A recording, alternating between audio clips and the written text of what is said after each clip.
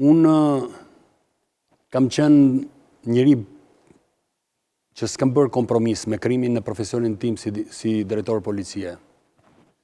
Me njeh shumë mirë miku im Ferdinand Dervishi, kudo që kam shkuar, kriminalet dhe organizatat kriminale nuk e kanë disponuar numrin tim telefonit dhe s'kanë guxuar t'i binë numrin tim telefonit.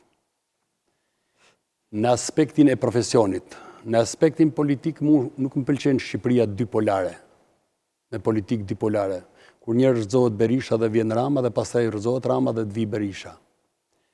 I ka mundësit reale kësaj here Shqipëria që I përgëzoj gjithë të lutëm, gjithë partit. Sjell një përfaqësim të ri, jo vetëm bipolar të dy forcave politike? I përgëzoj të gjithë ata që kanë marrë iniciativat për krijuar forca të reja politike, për ta pamundësuar politikën dypolare në Shqipëri, se politika dypolare njëra njëre tjetra i instalojnë regjime.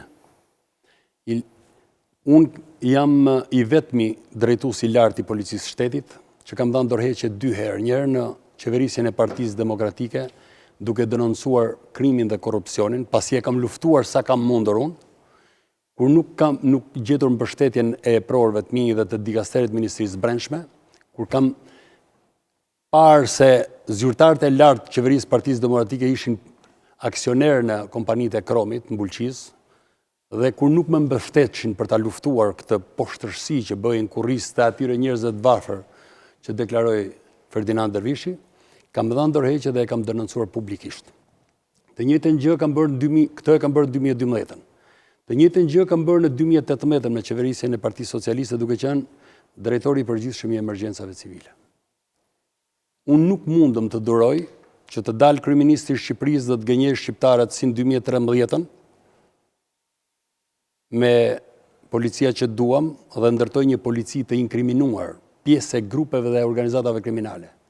Unë nuk mund të duroj kryeministrin e Shqipërisë bashkë me nën zëvendës kryeministrin që doli dhe gënjeu për shpiragun, edhe tha parat që do vinë nga nafta do të përdoren për rritjen e pensioneve dhe të rrogave.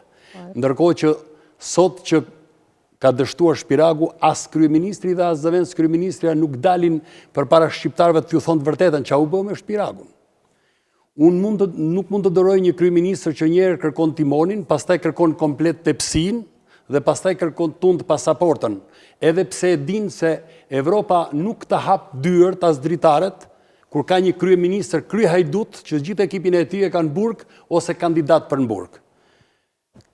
Të gjitha këto më kanë bërë që unë të mendoj dhe ajo që kam bëri më shumë, pash se tendencat e përfaqësimit në politik të komuniteteve janë të zbeta.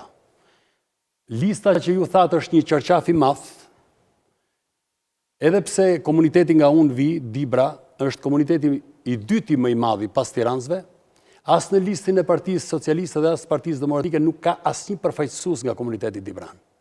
Sepse i kanë përdorur, listat i kanë bërë me baxhanak e vajza tezësh, me miq shtëpie e pjesëmarrës dhe pjesëtarë të tepsisë së timonit.